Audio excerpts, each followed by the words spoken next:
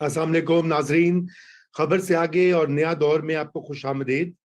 और आज यकीनन खबरों के लिहाज से बड़ा अहम दिन है, और वो इसलिए कि आज ट्रांसपेरेंसी इंटरनेशनल, जो कि एक आलमी इदारा है और हर साल दुनिया भर के ममालिक के करप्शन की जो परसेप्शन होती है उसका एक सर्वे जारी करता है।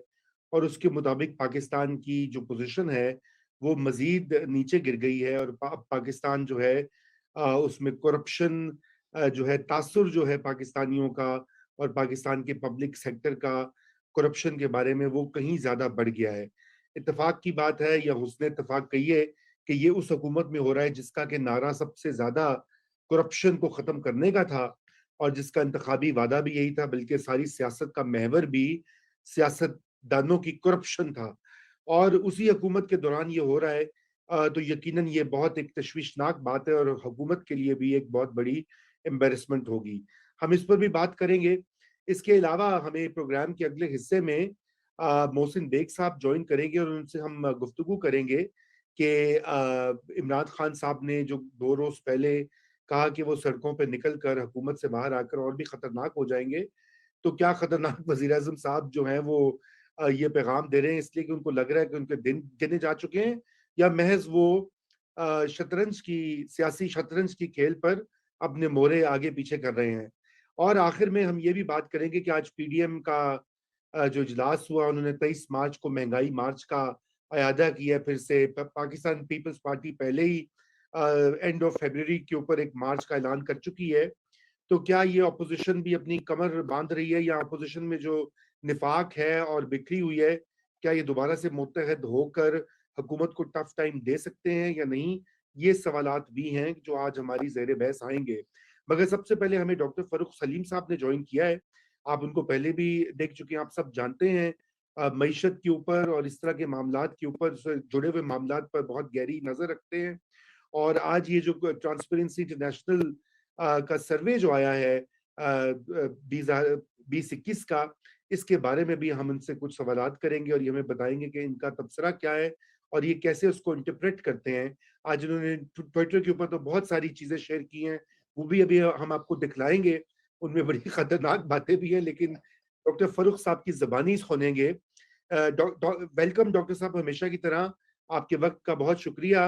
ये बताइए कि ये जो सर्वे है जिसमें कि ये पाकिस्तान मजीद 13-14 पॉइंट्स नीचे गिर के 100 जो है 60 पर गालिबन पहुंच गया है, तो हमें ये बताइए। 140 पे, हाँ, 140, 140 पे, सॉरी। तो 180 में से 140। 180 ममालिक में से तो अब सिर्फ 40 ममालिक नीचे रह गए हैं। उनमें से गरीब तरीन और मफलूकुल हाल और जंग जदा जो मुल्क हैं वो रह गए हैं। और पाकिस्तान तो एक न्यूक्लियर रियासत है, दुनिया का 5वां बड़ा मुल्क है। तो इसकी जो परसेप्शन में, ये करप्शन की परसेप्शन में इजाफा हुआ है, इस एक तो इस पे तबसरा करें, और ये बताइए कि क्यों हुआ है और आपके नजदीक इसके मुज़मिरात क्या होंगे। जी डॉक्टर साहब। थैंक यू रजा साहब। देखिए, मैं समझता हूँ कि 4 चीज़ें हैं डिस्कशन की काबिल। एक तो रैंक, जो करप्शन परसेप्शन इंडेक्स हमें बताता है, रैंक क्या चीज़ होती है। दूसरा, उसने स्कोर हमें बताया है, और फिर ये जानना कि ये इंडेक्स बनता कैसे है, और मेरा ख्याल है कि सबसे इम्पोर्टेंट चीज़ ये होगी कि इसके असरात क्या होते हैं। ये इंडेक्स दुनिया भर जब देखती है तो वो पाकिस्तान के मुतालिक क्या सोचती है, या पाकिस्तान के अंदर इसके असरात क्या हो सकते हैं। अच्छा, रैंक से अगर आप मुझे इजाज़त दें सोलंकी साहब, रैंक से शुरू कर लेते हैं। जी जी। रैंक हमें दिया गया है 140 का, जैसे अभी आपने बताया। रैंक हमें ये बताता है कि जो दुनिया भर के और ममालिक हैं, जो आलमी कम्युनिटी है, उसमें वेयर डू वी स्टैंड। तो वो 180 ममालिक का इन्होंने सर्वे किया है, और उसमें हम आ रहे हैं 140 नंबर पे। अब अगर आप देखिए पिछले 10 साल का ये रिकॉर्ड टूटा है। 139 हुआ करता था ये 2012 में, और 2012 का वो साल है जब ट्रांसपेरेंसी इंटरनेशनल वालों ने अपना जो नया मेथडोलॉजी है, जो तरीकाकार है, उसको फाइनल किया था। उसके बाद 2013 में पीएमएलएन की हुकूमत आई, और हमने बहुत सारी इम्प्रूवमेंट देखी इसी रैंक के अंदर। यानी कि रैंक का मतलब बाकी दुनिया के मुकाबले में हम कहाँ खड़े हैं। तो सबसे बेहतरीन जो परफॉर्मेंस थी, जो सबसे कम करप्शन, सबसे हाईएस्ट हमारा रैंक था, वो 116 का था नवाज शरीफ साहब की हुकूमत और सन 2016 में। उसके बाद ये धीरे-धीरे बढ़ रहा है। 2018 में पीएमएल-एन छोड़ के गई थी 117 का रैंक और फिर ये 3 पॉइंट बढ़ा है पीटीआई की हुकूमत आने के बाद, यानी कि 3 पॉइंट करप्शन का परसेप्शन बढ़ गया, तो 120 पे पहुंच गए। एक और साल मिला तो 4 पॉइंट मजीद बढ़ गया, ये 124 पे चला गया। अब जो 2021 का मैंने देखा है 140 पे, यानी कि पिछले 10 साल का ये रिकॉर्ड है। आप समझिए कि जब से ये मेथोडोलॉजी चेंज की है, तो ये तारीखी हाईएस्ट है पाकिस्तान का 140 की रैंकिंग, जिसका मतलब आपने बताया कि 180 ममालिक हैं, हम 140 पे आ रहे हैं। मुझे एहसास तो था कि करप्शन में मज़ीद इज़ाफ़ा सामने आएगा, लेकिन इस चीज़ का अंदाज़ा नहीं था कि 16 पॉइंट जो है, वो एक ही साल में हम मज़ीद गिर जाएँगे। तो टोटल हम 23 पॉइंट गिरे हैं और ये है हमारा करप्शन परसेप्शन इंडेक्स की रैंकिंग। अब दूसरी चीज़ जो हमें वो बताते हैं, वो स्कोर देते हैं। अब आप स्कोर समझिए कि ये मुल्क का अंदरूनी स्कोर है, कि मुल्क के अंदर, अब इसका हमारा दुनिया से ताल्लुक नहीं है, ये हमारे पाकिस्तान का अपना स्कोर सामने आ रहा है। और स्कोर के हिसाब से भी 10 साल का जो रिकॉर्ड है वो टूटा है। और अब स्कोर का मतलब ये है कि 100 में से हमें कितने पॉइंट्स मिल रहे हैं। जो हाईएस्ट पॉइंट हमें मिले थे वो 32 पॉइंट मिले थे और वो पीएमएल-एन की हुकूमत के दौरान थे। उसके बाद 2018 के बाद पीटीआई की हुकूमत आने के बाद ये स्कोरिंग भी जो है ये भी मुसलसल हर साल गिरती रही है। 2019 में ये 1 पॉइंट गिरी है। उसके बाद 2020 में ये 1 पॉइंट मज़ीद गिर गई और 2021 में ये 3 पॉइंट गिरी है। तो 28 के स्कोर पे हम यहाँ इस वक़्त बैठे हैं। तो रैंकिंग भी बहुत तेज़ी से गिरी है और स्कोर भी बहुत तेज़ी से गिरा है। तो दोनों महाज़ों पे जो है करप्शन का जो परसेप्शन है, जो तासुर है वो बड़ा तेज़ी से आप समझ लीजिए कि गिरा है। अब बनाया कैसे जाता है, आप चाहें तो वो डिस्कस कर सकते हैं। अगर आप चाहें तो इसके असरात डिस्कस कर सकते हैं। मेरे ख्याल से जी असरात में बात कर लें, जहां तक बनाने का ताल्लुक है वो तो अब सब कुछ पब्लिक में है, 13 सोर्सेज होते हैं उनके सर्वेज वगैरह। आप ये बताइए कि इसके असरात क्या हैं और ये क्या किस चीज की गमाजी करता है। आपने आज गुर्बत से भी इसको लिंक किया है, आपने जो है अंडर डेवलपमेंट से भी इसको लिंक किया है अपनी कई ट्वीट्स में आज। तो जरा उसको इलेबोरेट कीजिए हमारे नाजरीन के लिए। और मेरा इसमें एक ज़िमनी सवाल है रज़ा। जी जी। मेरा ज़िमनी सवाल ये है कि पीटीआई जो कि एहतसाब के नारे पर आई थी और उनके ख़्याल में हिज़्ब इख्तिलाफ़ की जो जमातें थी, वो सारे चोर, डाकू, लुटेरे थे। उन सबको जेलों में भी डाला गया और एक-एक करके वो बाहर भी निकले, सज़ा भी किसी को नहीं हुई। तो इस सब के बावजूद ये खराबी क्यों हुई? जी जी सोलंकी डॉक्टर साहब, साहब। आज का सवाल मेरा ख्याल है सोलंकी साहब ने उठाया। बारी-बारी दोनों कर लेते हैं। अगर सोलंकी साहब को पहले उनके करिए सवाल का करिए। जवाब दें। देखिए और इस थोड़ा-सा मुल्क के ज़ोर से अंदर बोलिए या माइक के करीब आएँ, क्योंकि आपकी आवाज़ ज़रा दूर से आ रही है। जी, मैं बिल्कुल माइक के करीब आ जाता हूँ। आपका सवाल सोलंकी साहब जहाँ तक मैं समझा हूँ वो वजूहात के ऊपर किया गया है। 2 वजूहात बड़ी बताई गई हैं। एक तो इन्होंने क्लियर कट लिखा है कि लैक ऑफ अकाउंटेबिलिटी, यानी कि एहतसाब का फुकदान। अब हम तो कह रहे हैं कि हमारा नैब बड़ा एक्टिव है, लेकिन आलमी इदारे इसको इस तरह देख रहे हैं कि ये एहतसाब नहीं हो रहा, ये कुछ और हो रहा है। और हम भी जानते हैं कि ये इदारा जब से वजूद में आया है ये सियासी इंजीनियरिंग के लिए ज़्यादा इस्तेमाल किया गया है और एहतसाब के लिए कम। तो एक तो वजह ये बता रही है, ये करप्शन परसेप्शन इंडेक्स वाले खुद से कह रहे हैं कि जिस मुल्क में लैक ऑफ अकाउंटेबिलिटी हो, जिस मुल्क में फुकदान हो एहतसाब का, तो वहाँ पे ये हाल होता है कि करप्शन जो है वो बढ़ती चली जाती है। अच्छा, साथ ही साथ सोलंकी साहब इस रिपोर्ट में लिखा है कि अगर दुनिया को आप पूरी दुनिया को कंसिडर करें तो करप्शन में कोई इजाफा नहीं हुआ, except for a few countries. उन्होंने कहा कुछ ममालिक में, और बदकिस्मती से उन कुछ ममालिक में पाकिस्तान का नाम भी लिखा गया, पाकिस्तान का शुमार आ रहा है। दूसरी वजह जो है वो बताई जाती है डिस्क्रेशनरी अथॉरिटी या स्वाबदीदी इख्तियारात अगर आपके पास ज्यादा हो। तो दो चीजें आ रही हैं कि हमारा करप्शन की रैंकिंग क्यों खराब से खराब तर होती चली जा रही है। पहली ये कि लैक ऑफ अकाउंटेबिलिटी है, एहतसाब के अमल के ऊपर का फुकदान है। और दूसरा जो हमारी डिस्क्रेशनरी अथॉरिटी है, जो स्वाबदीदी इख्तियारात हैं हुकूमत के पास, वो ज्यादा बढ़ गए हैं। और इन दोनों को कंट्रोल किए बगैर जो है हम ये रेटिंग जो है उसको इम्प्रूव नहीं कर सकते। अच्छा, रूमी साहब का सवाल बड़ा इंपॉर्टेंट है कि व्हाई डज इट मैटर, हम क्यों वरी करें कि हमारी रेटिंग इतनी गिर रही है।